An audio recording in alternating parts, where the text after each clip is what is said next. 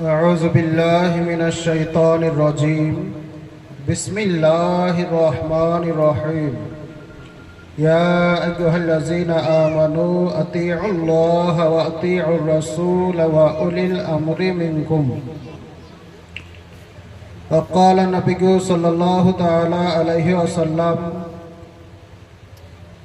لا يؤمن أحدكم حتى أكون أحب إليه من والده وولده والناس أجمعين صدق الله العظيم وصدق رسوله النبي الأمين المتين الكريم الرؤوف الرحيم ونحن على ذلك من الشاهدين والشاكرين الحمد لله رب العالمين मोहम्मद की मोहब्बत दीन हक की शर्त अव्वल है मोहम्मद की मोहब्बत दीन हक की शर्त अव्वल है उसी में हो अगर खामी तो सब कुछ नामुकम्मल है। হোক আজকে আমার আলোচ্য বিষয় হলো ঈমানের মূল মুহাব্বতে রাসূল। বিষয়টি ভালোভাবে ব্রেনে সেভ করুন। ঈমানের মূল মুহাব্বতে রাসূল।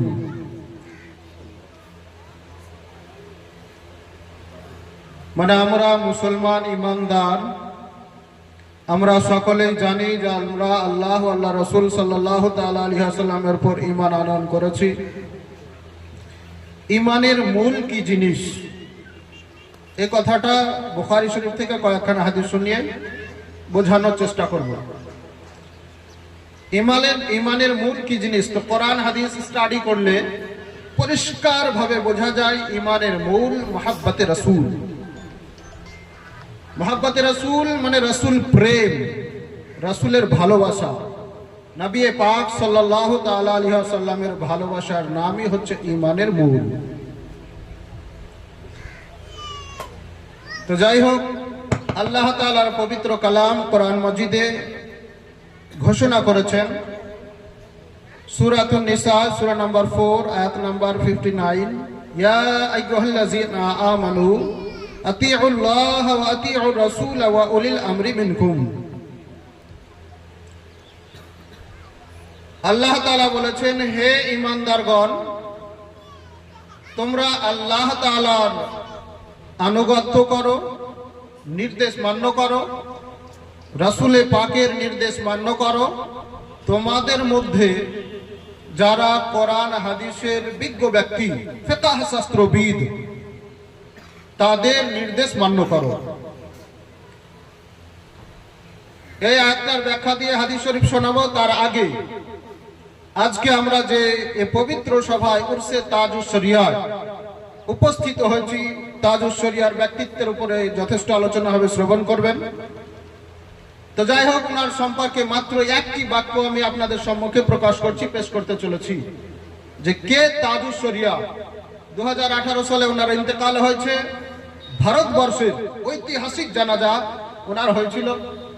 কোটি কোটি মানুষের উপস্থিতিতে ওনার জানাজা সম্পন্ন হয়েছে। তো যাই হোক, ষষ্ঠ বার্ষিকী এ উরসে তাজুস শরিয়াতে আমরা উপস্থিত হয়েছি। আল্লাহ তাআলা ওনাকে মর্যাদা দিয়েছেন, সম্মান দিয়েছেন, বিশাল জ্ঞান দান করেছেন, গবেষণা করার শক্তি দান করেছেন।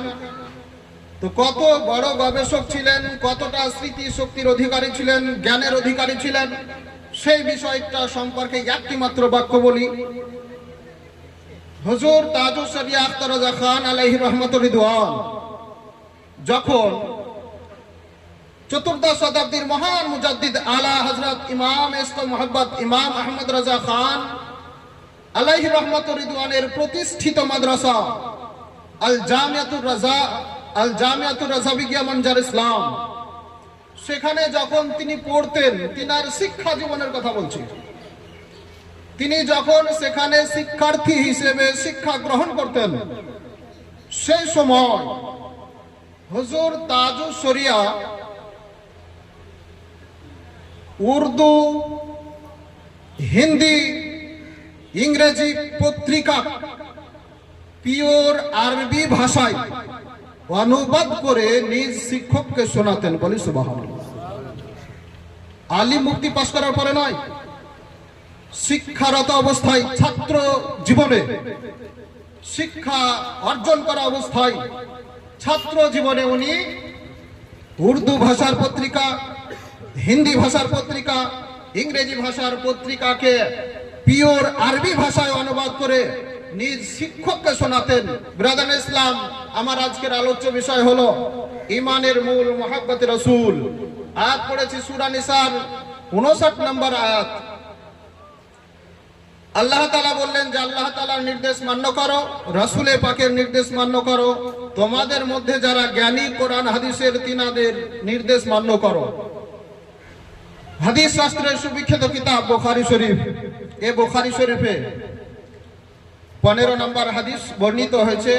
আনাসিন قال قال النبي صلى الله تعالى عليه وسلم لا يؤمن احدكم حتى اكون احب اليه من والده وولده والناس اجمعين। বুখারী শরীফ 15 নম্বর হাদিস। এই হাদিসখানা আরো বহু জায়গাতে আছে। নবী পাকের প্রিয় সাহাবী হযরত আনাস রাদিয়াল্লাহু তাআলা আনহু হতে বর্ণিত, তিনি বলেন, গায়বের সংবাদদাতা নবী মুস্তাফা সাল্লাল্লাহু তাআলা আলাইহি ওয়াসাল্লাম বলেছেন, সবাই মনোযোগ সহকারে শুনবেন, নবীর মহব্বত অন্তরে নিয়ে শুনবেন। মনে হবে যে আমরা মদিনা শরীফে বসবাস করছি, বলি সুবহানাল্লাহ। হাদিস শুনলে ওই রকমই মনে হবে যদি মহব্বত সহকারে আমরা শুনি। তো যাই হোক, নবী পাক সাল্লাল্লাহু আলাইহি ওয়াসাল্লাম বলছেন সাহাবীদের সম্মুখে, তোমাদের মধ্য হতে কেউ অতক্ষণ পর্যন্ত পূর্ণ ঈমানদার হবে না যতক্ষণ পর্যন্ত তার নিকটে আমি তার পিতা অপেক্ষা, মাতা অপেক্ষা, সন্তান অপেক্ষা, সকল মানুষ, সকল সৃষ্টি অপেক্ষা আমি বেশি প্রিয় না হব। এর সঠিক সারাংশ হলো, নবী আমার বললেন যে ওই ব্যক্তি অতক্ষণ পর্যন্ত পূর্ণ মুমিন হতে পারবে না যতক্ষণ পর্যন্ত সকল সৃষ্টির চাইতে আমাকে ভালো না বাসবে। তাহলে পরিষ্কার বোঝা গেল বুখারী শরীফের 15 নম্বর হাদিস থেকে যে রাসূল পাক সাল্লাল্লাহু আলাইহি ওয়াসাল্লামকে সবচাইতে বেশি, সারা সৃষ্টি জগতে সবাই অনেককেই ভালোবাসে, কিন্তু ভালোবাসার মধ্য হতে নবীকে সবচাইতে বেশি ভালোবাসতে হবে। নিজের জান, সন্তান, পিতামাতা সবচাইতে বেশি ভালোবাসতে হবে, তবেই সে পূর্ণ ঈমান হবে। এটাই হচ্ছে ঈমানের মূল। আরেকখানা হাদিস বুখারী শরীফ হাদিস নাম্বার 3688। এই হাদিসও হযরত আনাস রাদিয়াল্লাহু তাআলা আনহু হতে বর্ণিত। তিনি বলছেন যে এক সাহাবী নবী পাক সাল্লাল্লাহু তাআলা আলাইহি ওয়াসাল্লামকে কিয়ামত সম্পর্কে জিজ্ঞাসা করলেন। সারাংশ বলছি, সময় লেগে যাবে। তো যাই হোক, সাহাবী নবীকে জিজ্ঞাসা করছেন কিয়ামত সম্পর্কে, ইয়া রাসূলুল্লাহ কিয়ামত কবে হবে? প্রশ্ন ব্রেডেশন করুন। সাহাবী বলছেন, ইয়া রাসূলুল্লাহ কিয়ামত কবে সংঘটিত হবে জানার জন্য, যে আমাকে আমল করতে হবে, সময় কতটা আমি পাবো কি পাবো না, কিয়ামতের জন্য আমাকে প্রস্তুত হতে হবে, এই বিষয়ে জানার জন্য নবীর দরবারে আদব সহকারে জিজ্ঞাসা করছে, ইয়া রাসূলুল্লাহ কিয়ামত কবে সংঘটিত হবে? সাহাবীর প্রশ্ন শুনে নবী আরেকটা প্রশ্ন করলেন। সরাসরি উত্তর দেননি, নবী সাহাবীকে একটি প্রশ্ন করছেন, ওয়া মা যা আ'দাদতা লাহা, হে আমার সাহাবী, তুমি যে কিয়ামত সম্পর্কে প্রশ্ন করছো, কিয়ামত কবে সংঘটিত হবে, তুমি কিয়ামতের জন্য কি প্রস্তুতি নিয়েছো? বাক্যটা আবার শুনুন। নবী আমার বলছেন যে সাহাবী, যে কিয়ামত সম্পর্কে তুমি প্রশ্ন করছো, কিয়ামত কবে হবে, এই কিয়ামত সম্পর্কে তুমি কি প্রস্তুতি নিয়েছো, কি সম্বল গুছিয়েছো? নবী আমার খুব আদর সহকারে বললেন, জিজ্ঞাসা করলেন। এরপরে নবীর প্রশ্নের পরে সাহাবী উত্তর দিচ্ছেন। উত্তরটা খুব মনোযোগ সহকারে শুনুন। অনেকে আমরা নামাজি রয়েছি, হাজি রয়েছি, সাধারণ মুসল্লি রয়েছি, অনেক এমন ইবাদত আমরা করি, কিন্তু সেই সাহাবী উনিও নামাজি ছিলেন, রোজাদার ছিলেন, দানকারী ছিলেন, বিভিন্ন আমল ইবাদতের ব্যক্তি ছিলেন। তিনি উত্তর কি দিচ্ছেন? নবী পাক প্রশ্ন কি করলেন যে তুমি কিয়ামতের জন্য কি প্রস্তুতি নিয়েছো? এর উত্তরে সাহাবী বলছেন, ইয়া রাসূলুল্লাহ আমি আল্লাহ ও আল্লাহ রাসূলকে মহব্বত করার চাইতে আর বেশি কিছু তৈরি করতে পারিনি বলে সুবহানাল্লাহ। বুখারী শরীফের হাদিস 3688 নম্বর। ক্লিয়ার ভাবে সাহাবী উত্তর দিচ্ছেন। মহব্বত দেখো, ওনার কাছে নামাজ ছিল, রোজা ছিল। বুখারী শরীফের কয়েক জায়গায় হাদিসটা আছে, এখানে তো পরিষ্কার বলা হয়েছে লা সাইয়্যা, আমার কাছে কিছু নেই। কি ব্যতীত? আপনার ও আল্লাহর মহব্বত ব্যতীত। অর্থাৎ ইয়া রাসূলুল্লাহ, আপনি যে প্রশ্ন করলেন কিয়ামতের জন্য কি তৈরি করেছো, কি প্রস্তুতি নিয়েছো, এর জন্য উনি উত্তর দিলেন যে আমি শুধুমাত্র আল্লাহ ও আল্লাহ রাসূল সাল্লাল্লাহু তাআলা আলাইহি ওয়াসাল্লামের মহব্বত গুছিয়েছি, এটাই প্রস্তুত নিয়েছি। এটা ছিল সাহাবীর উত্তর। এই সাহাবীর উত্তরের পর এই হাদিসটাই আবার বুখারী শরীফের অন্য জায়গায় আছে, ওখানে আরো ক্লিয়ার করে বলেছেন বেশি নামাজ গোছাতে পারিনি, বেশি রোজা গোছাতে পারিনি, অন্যান্য আমল ইবাদত বেশি গোছাতে পারিনি, কিন্তু যেটি গুছিয়েছি, যেটি প্রস্তুতি নিয়েছি আল্লাহ আল্লাহ রাসূলের ভালোবাসা বলে সুবহানাল্লাহ। সাহাবীর উত্তর শেষ হলো। এরপরে নবী আমার বলছেন, এই জুমলা, এই বাক্যটাও ব্রেনে সেভ করো। আরবি বলছি, বাংলাটা বলে দেবো, বাংলাটা সেভ করবেন। সাহাবীর এই কথার পর যখন বললেন আমি আল্লাহ রাসূলকে ভালোবাসি, মহব্বত করি, এই মহব্বত আমি গুছিয়েছি, তৈরি করেছি, একত্রিত করেছি কিয়ামত দিবসের জন্য। এরপর নবী আমার বলছেন আনতা মা মান আহবাবতা। নবী উত্তর দিলেন, এই যে প্রশ্ন ছিল কিয়ামত কবে হবে, তার উপরে নবী একটি প্রশ্ন করলেন, তারপরে নবী উত্তর দিলেন। বোঝা গেল প্রশ্ন যেমন হবে উত্তর তেমন হবে, সব প্রশ্নের উত্তর সরাসরি দিতে হয় না। তো যাই হোক, নবী আমার বলছেন যে এবার উত্তর দিচ্ছেন। উত্তর কি দিলেন? নবী আমার বললেন যে তুমি যাকে ভালোবাসবে হাসর ময়দানে তার সঙ্গেই থাকবে। কি বললেন নবী? উত্তর, তুমি যাকে ভালোবাসবে, যার সঙ্গে মহব্বত করবে, তার সঙ্গেই তোমার কিয়ামত হাসর হবে। আমরা এখানে উপস্থিত হয়েছি, অনেক মানুষ আমরা পৃথিবীতে দেখছি। এই নবীর বাক্যটা যদি আমরা ব্যবহার করি, অনেকে আমরা খুশি হতে পারবো না। কেন? আমাদের ভালো মানুষের সঙ্গে সম্পর্ক যাদের আছে তারা তো আমরা খুশি হয়ে যাব, কিন্তু যারা আমাদের মধ্যে হতে ভালো মানুষের সঙ্গে সম্পর্ক করতে পারেনি তারা কিন্তু খুশি হবে না। কিন্তু সাহাবায়ে কেরাম নবীর এই বাক্যটা কিভাবে নিয়েছিলেন? বুখারী শরীফের হাদিস। এরপরে বলছেন, সাহাবী বলছেন, হযরত আনাস রাদিয়াল্লাহু তাআলা আনহু, উনি বলছেন যে নবী যেদিন এই কথাটা শোনালেন যে আনতা মা মান আহবাবতা, তোমরা যাকে ভালোবাসবে তার সঙ্গে তোমার কিয়ামত হাসর হবে, জান্নাতে তার সঙ্গেই থাকবে যদি জান্নাতি ব্যক্তির সঙ্গে সম্পর্ক হয়, আর যদি জাহান্নামী ব্যক্তির সম্পর্ক হয় তাহলে ওদিকে যাবে। তো যাই হোক, নবী যখন বললেন এই কথাটি, হযরত আনাস সাহাবী বলছেন যে আমরা নবীর এই কথাটি শুনে, কি কথা? যাকে ভালোবাসবে তার সঙ্গে তোমার কিয়ামত হবে, এই কথাটা শুনে আমরা যত আনন্দিত হয়েছি, যত খুশি হয়েছি, এত খুশি অন্য কোনোদিন হয়নি। কোন কথায় খুশি হলেন সাহাবায়ে কেরাম? যাকে ভালোবাসো তার সঙ্গেই তোমার হাসর হবে। আমরা দুনিয়াতে বসবাস করি, আমরা অনেক মানুষ অনেককেই ভালোবাসি, অনেকের মধ্যে আমাদের ভালোবাসা রয়েছে। বর্তমান তো ভালোবাসা একটা যেটা দেখছি, অন্যের বিবাহিত স্ত্রীর সঙ্গে ভালোবাসা হচ্ছে, পালিয়ে যাচ্ছে। অন্যের বিবাহিত স্বামীর সঙ্গে ভালোবাসা মহব্বত হচ্ছে। ভাবেন জায়গা কোথায় হবে? তো যাই হোক, ওই সব মহব্বতকে ত্যাগ করতে হবে, ওই রকম মহব্বত চলবে না। তো যাই হোক, ব্রাদার ইসলাম, নবী পাক সাল্লাল্লাহু আলাইহি ওয়াসাল্লামের এই কথা শোনার পর সাহাবী আনাস রাদিয়াল্লাহু তাআলা আনহু বলছেন, ওই দিন আমরা বিশাল খুশি হয়েছিলাম, অনেক আনন্দিত হয়েছিলাম। কোন কথা থেকে? যে নবী বলেছেন তুমি যাকে ভালোবাসবে কিয়ামত তোমার তার সঙ্গেই হবে। সাহাবীরা কেন খুশি হলেন? ওনাদের একটাই দাবি ছিল যে আমরা আল্লাহ রাসূলকে ভালোবাসি, সুতরাং ওদের রেজাল্ট স্পষ্ট যে ওনাদের হাসর কিয়ামত নবীর সঙ্গেই হবে। খুশি। এরপরে হযরত আনাস রাদিয়াল্লাহু তাআলা আনহু আরো স্পষ্ট করছেন, উনি এত খুশি হয়ে নিজে প্রকাশ করছেন, ইয়া রাসূলুল্লাহ আমি নবীকে ভালোবাসি। কে বলছেন? সাহাবী আনাস, যিনি নবী পাকের নিকটে মানুষ হয়েছেন।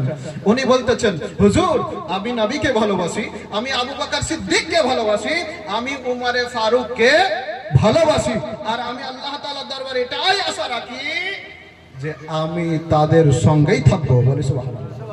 তাদের সঙ্গেই থাকবো। কি কারণে থাকবো তাদের সঙ্গে? এটাও স্পষ্ট করছেন যে তাদেরকে আমি ভালোবাসি, এই ভালোবাসার কারণে আমি তাদের সঙ্গেই থাকবো। আরো স্পষ্ট করছেন হযরত আনাস রাদিয়াল্লাহু তাআলা, আমি তাদের সঙ্গে থাকবো এর মতলব এটা নয় যে তার সমান আমল করেছি। এটা হযরত আনাস রাদিয়াল্লাহু তাআলা জগৎবাসীকে শিক্ষা দিয়ে গেছেন, যে উনি পরিষ্কার ক্লিয়ার করেছেন ওদের সঙ্গে আমার কিয়ামত হবে, হাসর হবে তাদের সঙ্গে আমার ভালোবাসার কারণে, তাদের সমপরিমাণ আমল করার কারণে নয়।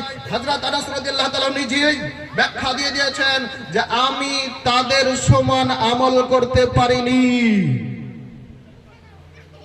কাদের সমান? কে বলছেন?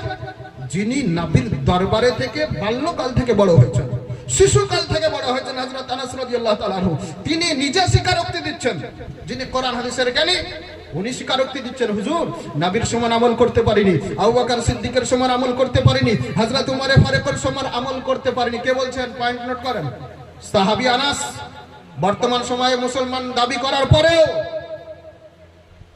বলছে যে উম্মত নবীর চাইতে আমলে বেড়ে যেতে পারে, এতে কোনো অসুবিধা নেই।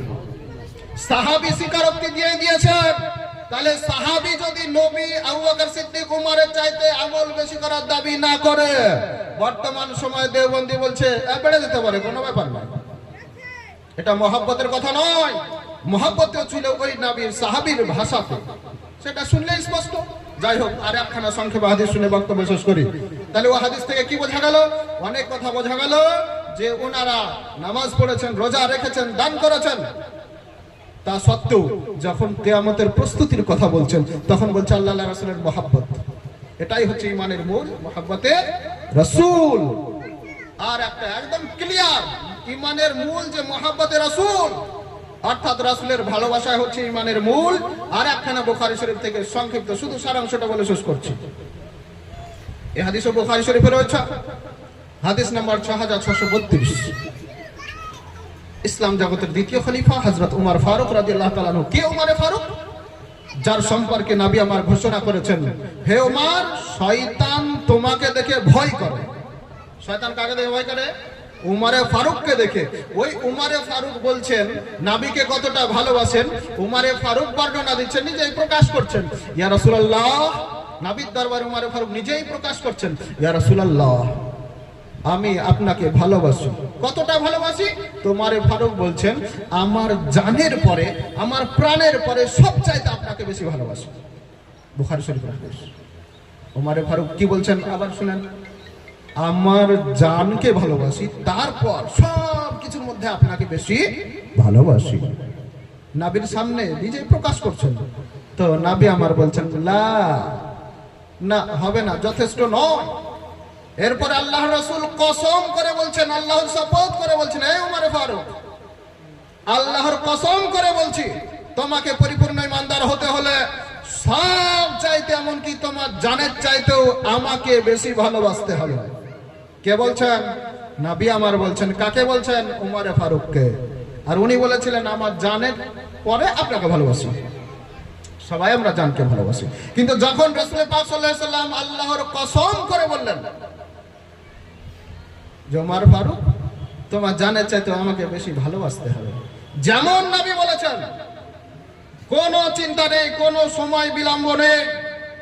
নবীর কথা শুনতে যতটুকু সময়, সঙ্গে সঙ্গে নবী হযরত উমর ফারুক রাদিয়াল্লাহু তাআলা আনহু ঘোষণা করলেন, ইয়া রাসূলুল্লাহ, এখন থেকে আমি উমর ঘোষণা করছি আমার জানের চাইতেও আপনাকে বেশি ভালোবাসি। বলে সুবহানাল্লাহ। বুখারী শরীফ হাদিস নম্বর 6632।